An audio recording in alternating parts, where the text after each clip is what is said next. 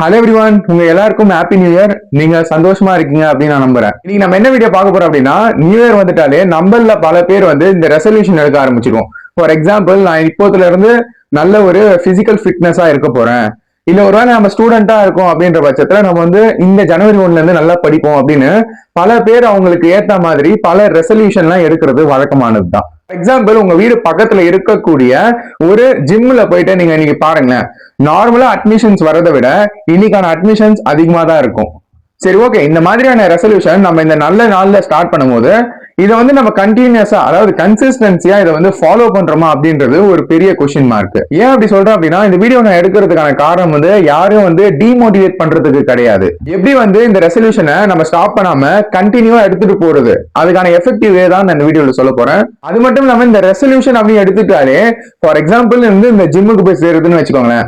நிறைய பேர் வந்து ஜிம்முக்கு வந்து இந்த 1ஆம் தேதி வந்து நிறைய அட்மிஷன் விழும். பட் ஆனா 2 to 3 வீக்ஸ் அப்படின்னு பாத்தீங்கன்னா கிட்டத்தட்ட 70% ஆள் வரமாட்டாங்க. எதை வச்சு நான் இதை பேசுறேன் அப்படின்னா, என்ன சுத்தி நடந்துட்டு இருக்கக்கூடிய பல பேர் வந்து இந்த மாதிரி தான் வந்து பண்ணிட்டு இருக்காங்க. அப்படின்னா அவங்க வந்து ஸ்டார்ட் பண்ணிடுவாங்க, பட் ஆனா வந்து அவங்களோட மைண்ட் செட் எப்படி இருக்கும் பாத்தீங்கன்னா, நம்ம வந்து ஷார்ட் பீரியட்லயே வந்து பாத்தீங்கன்னா நல்ல ஒரு டெவலப்மெண்ட் அடையணும். அதாவது நம்ம ஒரு ரெசல்யூஷன் நம்ம எதுக்கு எடுக்கிறோம், நம்ம வாழ்க்கையில ஒரு டெவலப்மெண்ட்டை கொண்டு வரதுக்கு தான் நம்ம இந்த மாதிரியான நல்ல நல்ல ரெசல்யூஷன் எடுக்கிறோம். ஆனா பல பேர் வந்து இந்த ஷார்ட் பீரியட் ஆஃப் டைம்லயே நம்மளுக்கான பெட்டர் ரிசல்ட் கிடைக்கணும் அப்படின்னு நினைப்பாங்க. அப்படி இன்னும் ரொம்ப சிம்பிளா சொல்லணும் அப்படின்னா, ஜிம்ல போய் சேர்றாங்களே, அவங்க வந்து படிப்படியா போகாம அவங்க எடுத்த உடனே வந்து பாத்தீங்கன்னா பெரிய பெரிய எக்யூப்மெண்ட்ஸ் எடுக்க ஆரம்பிச்சிருவாங்க. இதனால பல நாட்கள் கடக்கும் போது அவங்களால சரியா பெர்ஃபார்மன்ஸ் பண்ண முடியல, அவங்க வந்து டிஸ்கண்டினியூ பண்ணிடுறாங்க.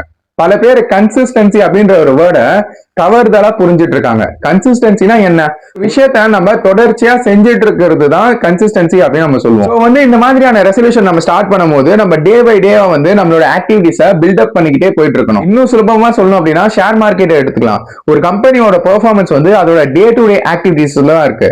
அதை வச்சுதான் வந்து அந்த ஷேர் மார்க்கெட் வந்து பாத்தீங்கன்னா க்ரோ ஆகிட்டு வரும். ஒன்ஸ் வந்து பாத்தீங்கன்னா எக்கனாமிக்கல் சிச்சுவேஷன் டவுன் ஆகுது அப்படின்னா, ஒரு மேப் வந்து பாத்தீங்கன்னா இப்படி அப்படியே சார்ட் ஃப்ளோ ஆகிட்டு இருக்கிறது, எக்கனாமிக் பெர்ஃபார்மன்ஸ் கம்மியா இருக்கிறனால அந்த சார்ட் வந்து டவுன் ஆகுதுல்ல. அந்த மாதிரி தான் ஹியூமனோட ஆக்டிவிட்டிஸும். நம்ம வந்து ரெசல்யூஷன் டைம்ல வந்து ஸ்டார்ட் பண்ணுவோம், நல்ல ஒரு எஃபிஷியன்சி நம்ம அதில் கொடுப்போம். ஒரு இடத்துல டவுன்ஃபால் ஏற்படும் போது பல பேர் வந்து பாத்தீங்கன்னா அந்த நாட்களையே ஞாபகம் வச்சுக்கிட்டு அந்த எடுத்த ரெசல்யூஷனை மறந்துடுறாங்க. வந்து பாத்தீங்கன்னா ஒரு கட்டத்துல நம்ம செஞ்சுட்டே இருக்கும்போது அது டவுன்ஃபால் ஆயிருக்கு அப்படின்ற பட்சத்துல நம்ம அதை திருப்பியும் கண்டினியூ பண்ணிட்டு அது நல்லபடியா எடுத்துட்டு போறது அப்படின்றதுதான் ஒரு ப்ராப்பரான ரெசல்யூஷன். டெவலப்மெண்ட்டை வந்து லாங் டேர்முக்கு ஃபோக்கஸ் பண்ணாம எப்போ வந்து அந்த ஒரு நாளும் வந்து பாத்தீங்கன்னா நம்ம நல்ல ஒரு டெவலப்மெண்ட் கொடுக்கணும் அப்படின்னா நம்ம லாங் டேர்ம்ல பார்க்கும்போது நல்ல ஒரு டெவலப்மெண்ட்டை கொடுத்துருப்போம் அந்த வருஷம் ஃபுல்லா.